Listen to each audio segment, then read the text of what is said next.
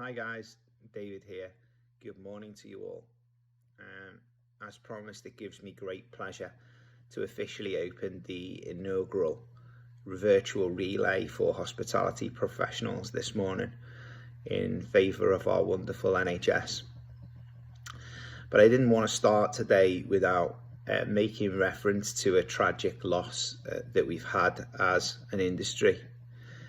Yesterday, we lost Sally Hill, nee Sally Winston, who was an absolute industry champion. As you know, I spent 4 great years of my life involved in the team at Intercontinental Hotels, and Sally was a key account manager, an absolute rock of support for the region. And on behalf of the Intercontinental and RBH family, actually, our thoughts are with you, Dan, her husband, her parents and her family at this sad time. Very, very difficult circumstances. So this has been a really difficult year for everybody working in hospitality. Everywhere you look, there's news about hospitality operators closing their doors, trying to pivot new ways of operation, or devastatingly concluding that they just can't survive through the COVID-19 crisis. Throughout the 25 years or so that I've been serving the industry, we've been through many crises, but nothing quite compares to what we're facing today. And like all organisations that serve the industry, I too am feeling that impact. Only an hour ago, one of our participants reported on the heartbreaking action of having to lay off all of her workforce, that this time last year was 100 deep. Now, I'm sure that it's our collective hope that we will welcome many of these employees back, but the reality is we just don't know what the future holds. I'm certainly focused as an independent consultant on helping and supporting as many of you as I can.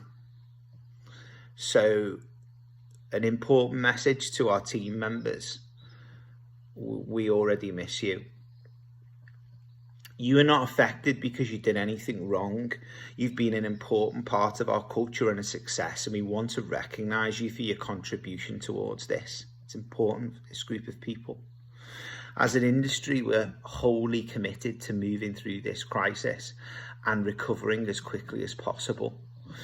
We may need to do it with smaller teams and smaller budgets, but I know all involved today pledge to keep in contact with you and support in any way we can, ready for that moment where we are ready to welcome guests again and ramp up business. So hang on in there.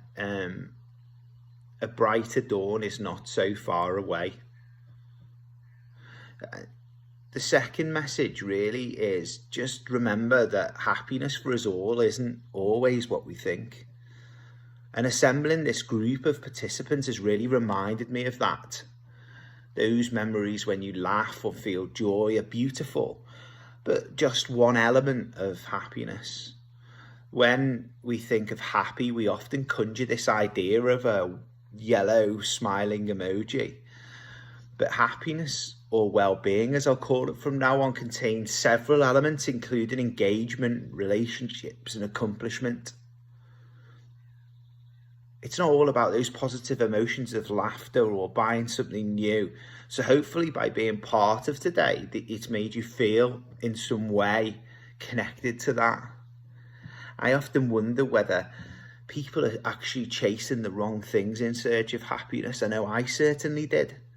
Material things such as cars and clothes quite often produce a momentary burst of happiness, which whilst meaningful extended relationships across the industry, such as these, can help you for a lifetime.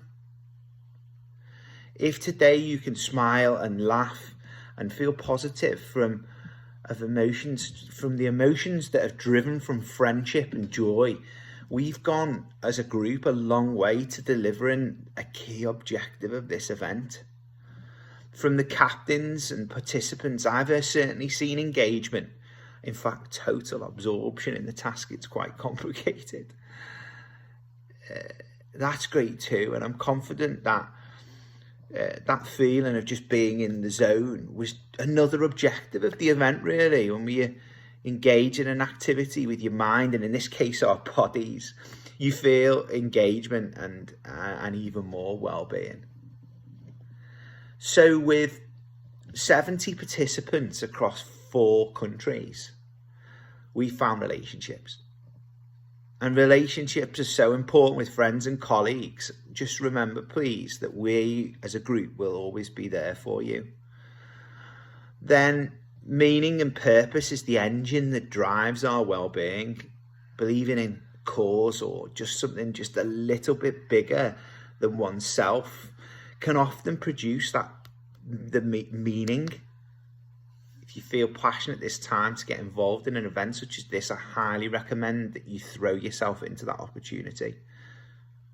And accomplishment is also really, really important. So I hope at 2:30 today, you'll see how you're designed to accomplish things, even for your own sake. You don't always need to be pushed or asked just to love, and we just love to achieve. Hey, and lastly from me, especially in these circumstances, don't kill time. Life is really too short, and boredom is a real sign that you need to cultivate more interests in your life.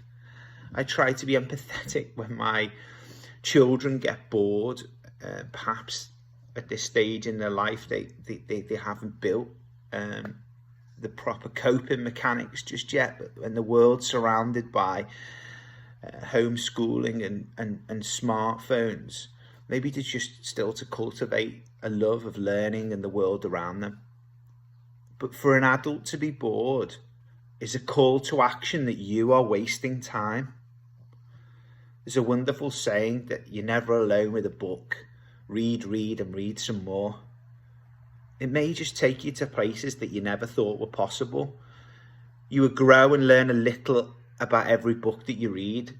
As we discovered, people often experience a flow state when engrossed in a good book. Perhaps you will find some new mindful practice.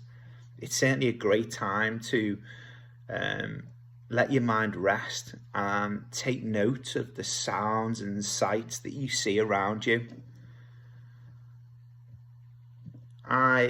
As I wrote in a previous article, this is also a really great time for kindness. It's one of life's most endearing traits. And would you believe it? It's a skill. It's a skill like all of the others. What's more, that science has shown that what we instinctively already knew, that random acts of kindness, no matter how big or small, will have a huge impact on your well-being. So helping and caring for each other and the NHS today will hopefully give you a real boost in positive emotions. So tomorrow and the day after that, keep an eye out for opportunity to perform at least one act of random kindness.